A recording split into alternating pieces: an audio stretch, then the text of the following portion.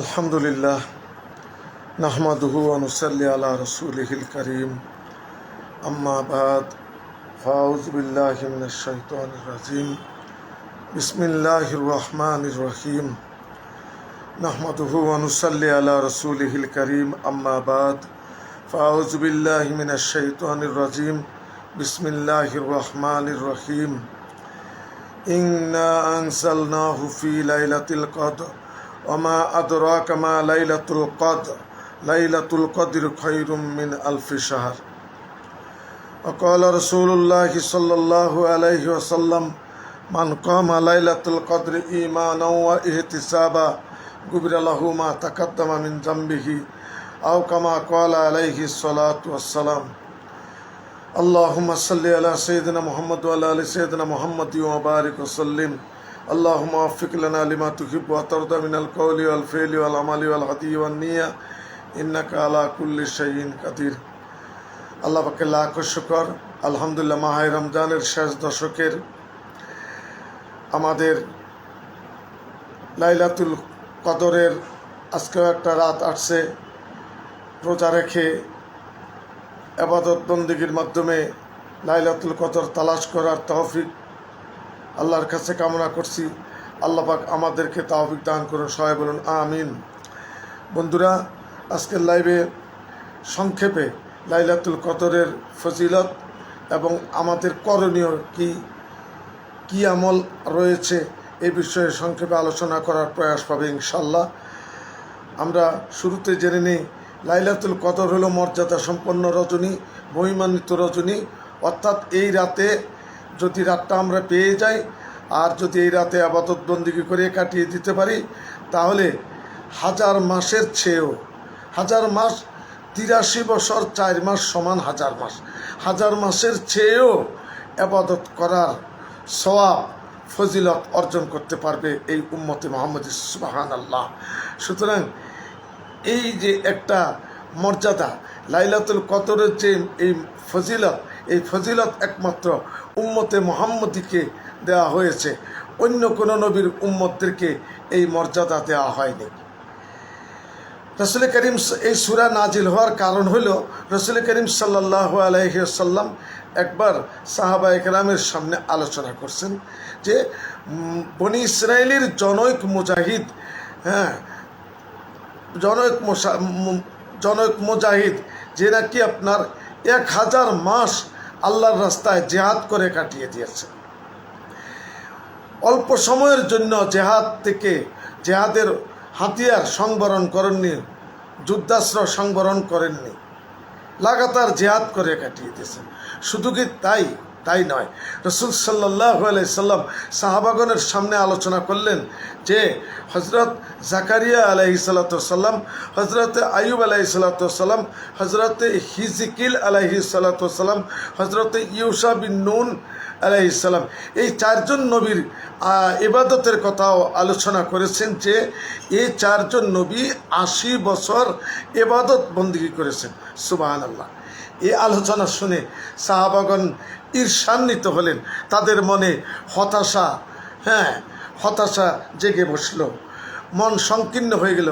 হায়রে, আমরা শেষ জমানার নবীর উম্মত, আমাদের তো গড় আয়ু 60 থেকে 65, এত হায়াত পাবো না আর এত ইবাদত বন্দেগী আমলও করতে পারবো না। এই যে সাহাবাদের মনে যে একটা হতাশা জাগ্রত হলো, এবং পূর্বেকার উম্মতের আমল দেখে তাদের মনে ঈর্ষা পয়দা হলো, তখনই কিন্তু আল্লাহ পাক জিবরিল আমিনকে পাঠালেন আল্লাহর হাবিব মুহাম্মদুর রাসূলুল্লাহ সাল্লাল্লাহু আলাইহি সাল্লামের কাছে। রাসূল করিম সাল্লাল্লাহু আলাইহি সাল্লামের কাছে এই সূরা নিয়ে জিবরাইল এসে তিলাওয়াত করলেন, ইন্না আনজালনাহু ফি লাইলাতুল কদর ওমা আদরাকা মা লাইলাতুল কদর লাইলাতুল কদরি খায়রুম মিন আলফি শাহর। যে উম্মতে মুহাম্মদী, তোমরা পেরেশান হইও না, তোমাদের মন ছোট হওয়ার কোনো কারণ নেই, হতাশার কোনো কারণ নেই। তোমরা পূর্বেকার উম্মতরা হাজার হাজার মাস ইবাদত বন্দেগী করে যেই সওয়াব পেয়েছে, কোনো অসুবিধা নেই। তোমরা যদি একটা রাত্রি অন্বেষণ করে বের করতে পারো এবং আমল করতে পারো, ইবাদতের মাধ্যমে রাত্রিটা কাটিয়ে দিতে পারো, তাহলে পূর্বেকার উম্মত নয়, শুধু 1000 মাস অর্থাৎ 83 বছর 4 মাস ইবাদত করলে যেই সওয়াব আর ফজিলত রয়েছে, এই এক রাতে ইবাদত করলে তোমরা সেই সওয়াব আর ফজিলত পেয়ে যাবে। সুবহানাল্লাহ। তাহলে বোঝা গেল লাইলাতুল কদরের বৈশিষ্ট্য একটা কারণ হলো, বৈশিষ্ট্য হলো যে এখানে কয়েকটা, মোটামুটি 3টা বৈশিষ্ট্য আমরা পাই। এই রাতের একটা বৈশিষ্ট্য হলো এই রাতে আল্লাহ পাক কোরআন নাজিল করেছেন। ইন্না আনজালনাহু ফি লাইলাতুল কদর। আল্লাহ বলেন এই রাতে লাইলাতুল কদর মহিমান্বিত রজনীতে আমি কোরআন নাজিল করেছি। সুতরাং এই রাতের মর্যাদা, এই রাতের ফজিলত কোন কারণে বৃদ্ধি পেয়েছে? কোরআন নাজিলের কারণে। কোরআন যেহেতু এই রাতে নাজিল হয়েছে, কারণে এই রাতের মর্যাদা বৃদ্ধি পেয়ে গেছে। আমরা দেখি যেই বস্তু বা ব্যক্তির সাথে যেই বস্তুর সম্পর্ক, সেই বস্তুর মর্যাদাও অনেক বেশি বেড়ে যায়। যেমন কোরআনকে আমরা যেই কাপড়ের গিলাপ দিয়ে জড়িয়ে রাখি, যাকে গিলাপ বলি, যোগদান বলি, এটা যদি হাত থেকে পড়ে যায়, মাটিতে পড়ে যায়, আমরা এটাকে চুমু খাই, সম্মান করি। তো এখানে কি বুঝলাম? যে এই যেই কাপড়ের টুকরা দিয়ে আমরা কোরআনকে জড়িয়ে রাখি, যেটাকে যোগদান বলা হয়, এটাকে আমরা সম্মান করি কোন কারণে? যেহেতু ওর সম্পর্ক কোরআনের কাছে। এমনিভাবে বুঝুন, আসহাবে কাহাবের যেই আল্লাহর অলিগণ 7 জন যুবক, তারা আল্লাহর কাছে আল্লাহর প্রিয় বন্ধু, আর তাদের সাথে তাদের সংস্পর্শে যে কিতমির নামক কুকুরটাও গিয়েছিল, যে নাকি জান্নাতে সেই কুকুরটা অবস্থান করবে। সেই কুকুরটার মর্যাদা কেন বেশি হলো? একমাত্র আল্লাহর ওলিদের সহবতে সংস্পর্শ থাকার কারণে। ঠিক এই রাতে যেহেতু কোরআন নাজিল হয়েছে, এই কারণে লাইলাতুল কদরের ফজিলত আর মর্যাদাও বেশি হয়ে গেছে। সুবহানাল্লাহ। সুতরাং এই রাতের একটা বৈশিষ্ট্য হচ্ছে তো কোরআন নাজিল। দেখেন আজকে এই কোরআন থেকে আমরা অনেক দূরে রয়ে গেছি। যে সাহাবায়ে কেরাম বা তাবিন, তাদের যুগে এমন ছিল যে তারা কোরআনের ধারক বাহক। কোরআন শুধু তেলাওয়াত করে শেষ নয়, এর মর্মার্থ অনুধাবন করে আমলগতভাবে তারা কোরআনকে বুকে আঁকড়ে ধরেছে। তার এই জন্য সাহাবায়ে কেরামের যুগকে সোনালী যুগ বলা হয়, তাদের যুগটা সোনালী যুগ বলা হয়। যে এখানে একজন বেগানা নারী, গাইরে মহারম নারী, সে যদি একাকী রাতেও রাস্তা হাঁটতো, তার মনে কোনো ভয় পেত না। যদি ভয় পেত, আর কোনো যুবককে দেখে যদি ওই নারী ভয় পেত, সেই যুবক এসে বলতো, মা কোনো বোন নেই, তোমার কোনো ভয় নেই, তুমি নিশ্চিন্তে আসো, আমি তোমার বাড়ি, তোমার গন্তব্যস্থলে পৌঁছে দিব। এটা কারণ কি? কোরআনের মর্যাদা। কোরআনকে তারা বুকে আঁকড়িয়ে ধরে এভাবে আমল করছেন, যার কারণে ওই সময়ে একজন বেগানা নারীর রাত্রে চলতেও কোনো ভয় ছিল না। আজকের আমাদের এই সময়টা অত্যন্ত নাজুক সময়। এখানে দর্শন, রাহাজানি, ইফতিজার, কত রকমের অশুভ মন্দ কাজ আমাদের মাঝে ঘটছে, দর্শনের ঘটনা ঘটছে। এগুলোর মূল কারণ হলো কোরআন থেকে দূরে সরে থাকা। সুতরাং যার অন্তরে কোরআনের পরশ লেগেছে, কোরআনের ছোঁয়া লেগেছে, সেই একমাত্র ইনসানে কামেল, সেই একমাত্র প্রকৃত মানুষ। আর যার অন্তরে আদৌ বিন্দুমাত্র কোরআনের ছোঁয়া লাগেনি, কোরআনের পরশ লাগেনি, তার চাইতে নিকৃষ্ট আর কেউ নেই। সে হয়তো পশুর চাইতেও আরও নিকৃষ্ট। সুতরাং আসুন আমরা কোরআনকে ধরি। তো যাক, আমরা বলছিলাম এই লাইলাতুল কদরের একটা বৈশিষ্ট্য আর মর্যাদা হলো কোরআন নাজিল হওয়া। আল্লাহর রাসূল সাল্লাল্লাহু আলাইহি সাল্লামের কাছে এই সূরা নাজিল হওয়ার আগেও লাইলাতুল কদর কি তিনি জানতেন না। অথচ জিবরাইল বলছে, ইন্না আনজালনাহু ফি লাইলাতুল কদর ওমা আদরাকা মা লাইলাতুল কদর। হে আল্লাহর রাসূল, আল্লাহর হাবিব, আপনি কি জানেন যে লাইলাতুল কদর কি? আরে রসুল তো এখনও জানেন নাই এই রাতের মর্যাদা, তাকে তো জানানোই হয় না, তো কী করে জানবেন? তারপরেও আল্লাহ পাক এই প্রশ্নটা করছেন, যেহেতু এই রাতের মর্যাদা বেশি, এই জন্য মর্যাদা কত এটার প্রতি যেন নবীজির আগ্রহ বেড়ে যায়, উম্মতের আগ্রহ বেড়ে যায়, নবী যেন উৎসুক মনে কান পেতে তার ফজিলতটা শুনতে পান। এই জন্য আগ্রহ বেশি বাড়ানোর জন্য আল্লাহ পাক এই প্রশ্নটা করছেন, ওমা আদরাকা মা লাইলাতুল কদর। হে আল্লাহর হাবিব, আপনি কি জানেন লাইলাতুল কদর কি?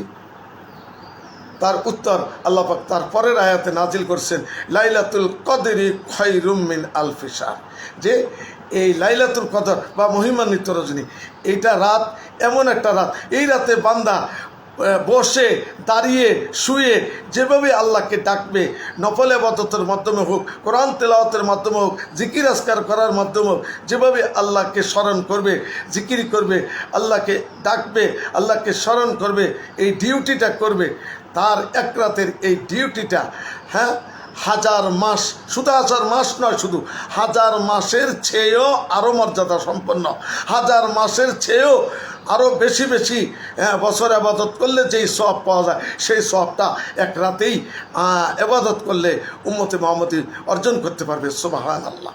সুতরাং আমরা এই লাইলাতুল কদরের আরেকটা বৈশিষ্ট্য পেলাম, যে এই রাতে আবাদত করলে, হ্যাঁ, 83 বছর 4 মাসের চেয়েও বেশি সময়ের আবাদত করার সওয়াব লাভ হয়। সুবহানাল্লাহ। তো আমরা আরেকটা ফজিলতের কথা আলোচনা করি, যে এই রাতের আরেকটা বৈশিষ্ট্য হলো যে এখানে আল্লাহ রসুল সাল্লাল্লাহু আলাইহি সাল্লাম বলেছেন, না, আল্লাহ রসুল সাল্লাল্লাহু আলাইহি সাল্লামের এক হাদিস আছে, ইযা কানা লাইলাতুল কদরি নাযালা জিবরিলু ফি কাবকাবাতিন মিনাল মালাইকাত ইউসাল্লুনা আলা কুল্লি কায়িমিন আও কাঈদিন ইয়াযকুরুল্লাহু আযজা ওয়া জাল্লা। এটা বাইহাকি শরীফের হাদিস।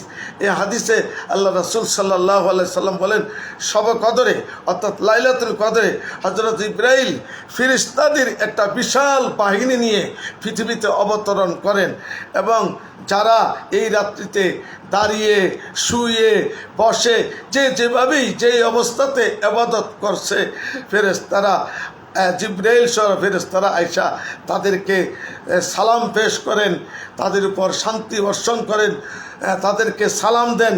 অন্য হাদিসে আছে, তাদের সাথে তারা যে দোয়া করে, এই দোয়ার জবাবে তারা আমিন আমিন বলেন, এবং তাদের হাতে কুদরতিভাবে মুসাফাহা করেন। সুবহানাল্লাহ। সুতরাং এই আরেকটা কারণে, যে এই রাতে জিবরাইল সহ বিশাল ফেরেশতারা আসেন, আইসা ইবাদত গুজার বান্দারা যারা আল্লাহর ইবাদতের ডিউটি করছে তাদের সাথে কুদরতিভাবে মুসাফা করেন, তাদের দোয়ায় আমিন বলেন, আর তারা যদি আমিন বলেন তাহলে আল্লাহ পাক কবুল করবে নেই। এরকম একটা ফজিলত আমরা পেলাম, যে এই রাতের আরেকটা বৈশিষ্ট্য হলো জিবরাইল একদল ফেরেশতা নিয়ে প্রত্যেক ইবাদত গুজারের সাথে মুসাফা করেন, তাদের দোয়ায় আমিন বলেন, তাদের জন্য শান্তি কামনা করেন। সুবহানাল্লাহ। আরেকটা বৈশিষ্ট্য আছে, যে এই রাতে আল্লাহ রাসূল সাল্লাল্লাহু আলাইহি ওয়াসাল্লাম বলছেন, মান কামা লাইলাতাল কদরি ঈমানাও ওয়া ইহতিসাবা গুফিরা লাহু মা তাকাদ্দামা মিন যামবিহি। এটা মুসলিম শরীফ, বুখারী শরীফের হাদিস। আল্লাহ রাসূল সাল্লাল্লাহু আলাইহি ওয়াসাল্লাম বলেন, যে ব্যক্তি কদরের রাত্রিতে ঈমান ও ইয়াকিনের সাথে ইবাদত বন্দেগী করবে, রাত্রি জাগরণ করবে, আল্লাহ পাক তার অতীতের সমূহ গুনাহ, যাবতীয় গুনাহ মাফ করে দিবেন। সুবহানাল্লাহ।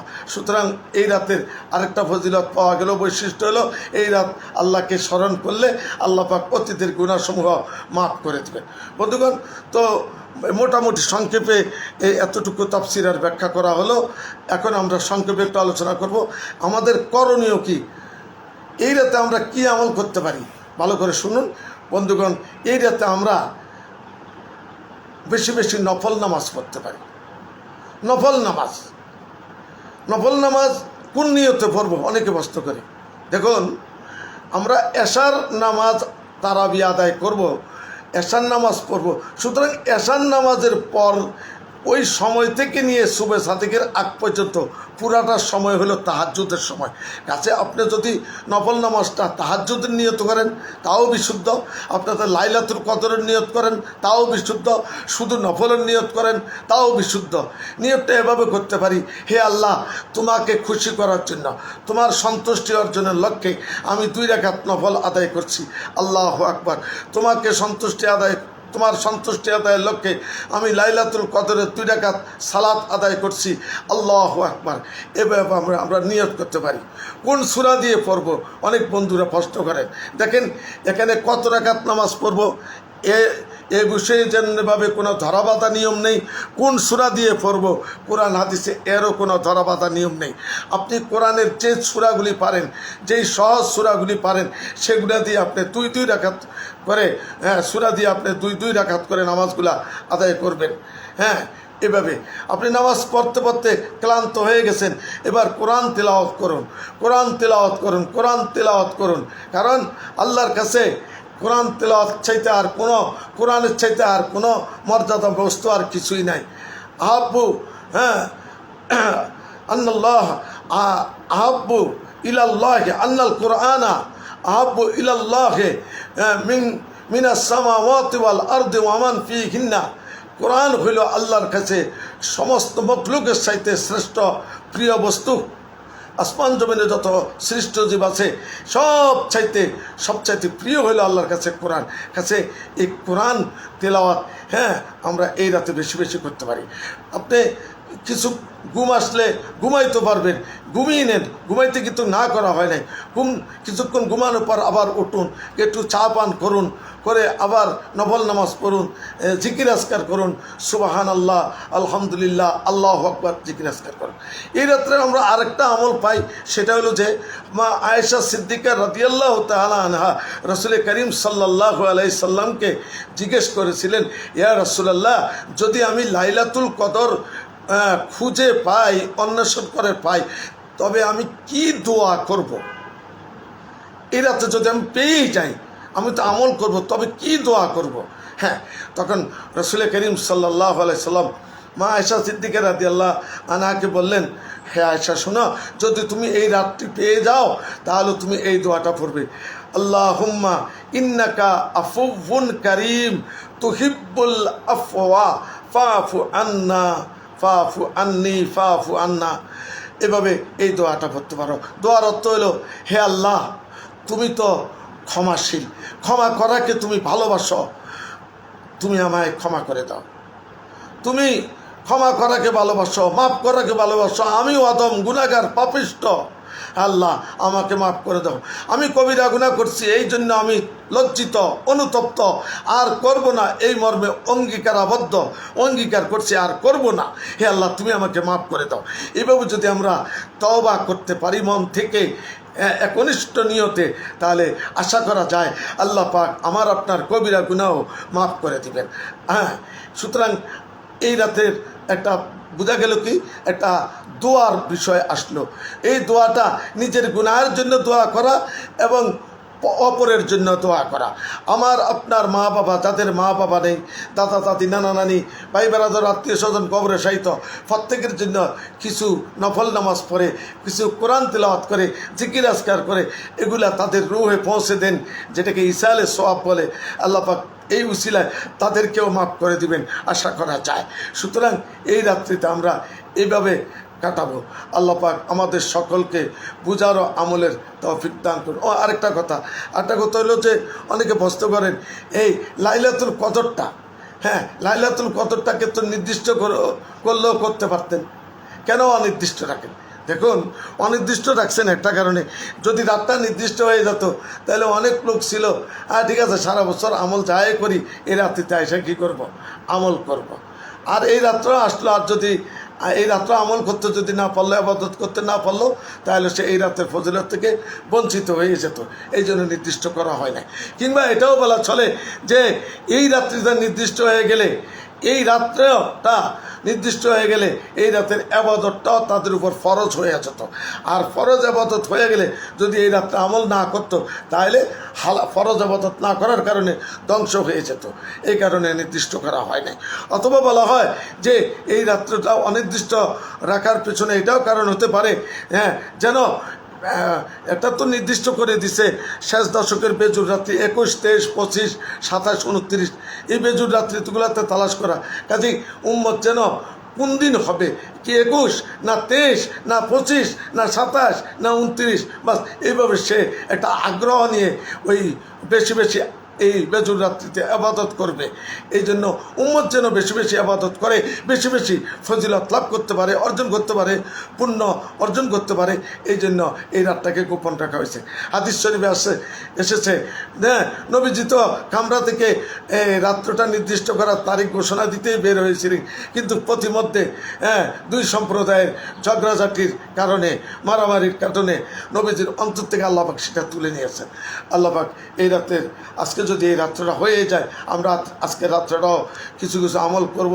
এবং আরেকটা রাত্র আছে 29-এর বেজুর রাত্রি, আল্লাহ পাক লাইলাতুল অন্বেষণ করার এবং বেশি বেশি আমল করে গুনাহ মাফ করিয়ে নেওয়ার এবং রোজার মাধ্যমে গুনাহ মাফ করিয়ে নেওয়ার তৌফিক দান করুন। আমিন।